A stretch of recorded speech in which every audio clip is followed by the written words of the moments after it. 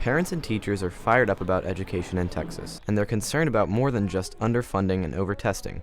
They are also concerned about school choice and, more specifically, the voucher system. Vouchers have been tried in Milwaukee now for 22 years, and there is no difference in the scores among the students in charter schools, voucher schools, and the shrinking, withering public schools. School choice is the idea that students have options when it comes to choosing where they'd like to go to school, which is generally a highly supported idea. We have school choice now. We see it in magnet schools, charter schools, and the in-district public school transfer option. But when it comes to the voucher system, well, that's a different story.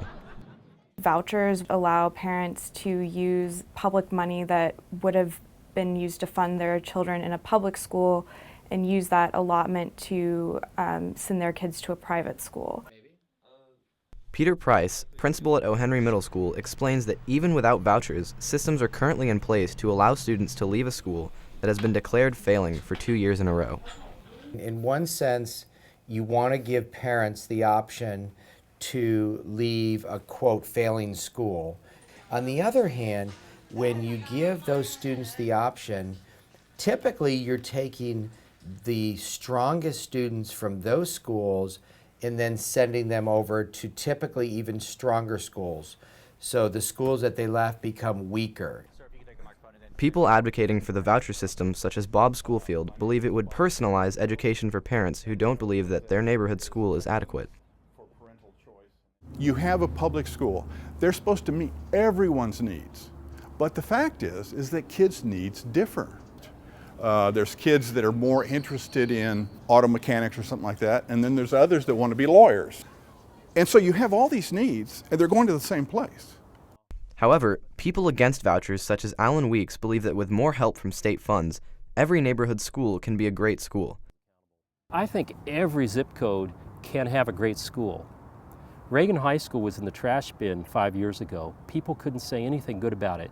Today, Reagan High School has gone from 600 to 1,300 students, and people around the state are saying good things about Reagan.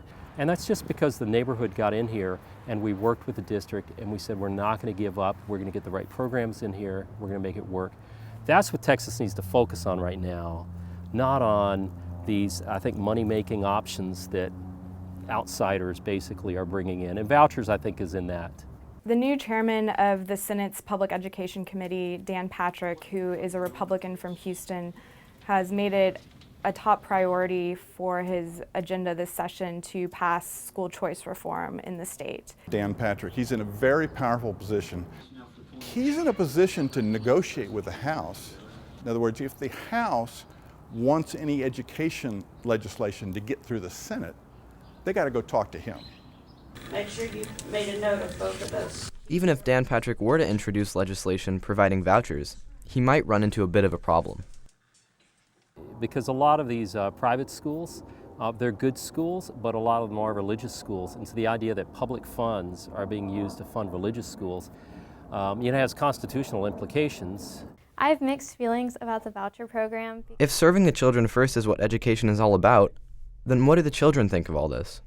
I think that the voucher system is, in theory, a good idea, but ultimately it won't help improve the actual schools themselves because all you're doing is taking students out of the environment that could. I think that the voucher system is a good idea because I think every student has the right to their education, and you can't help it if you may happen to be going to a failing school. Would vouchers help students, or would they destroy public schools? Are vouchers even constitutional? This seems to be what the school choice debate in Texas is all about. For PBS Student Reporting Labs at Austin High School, this is Ben Root.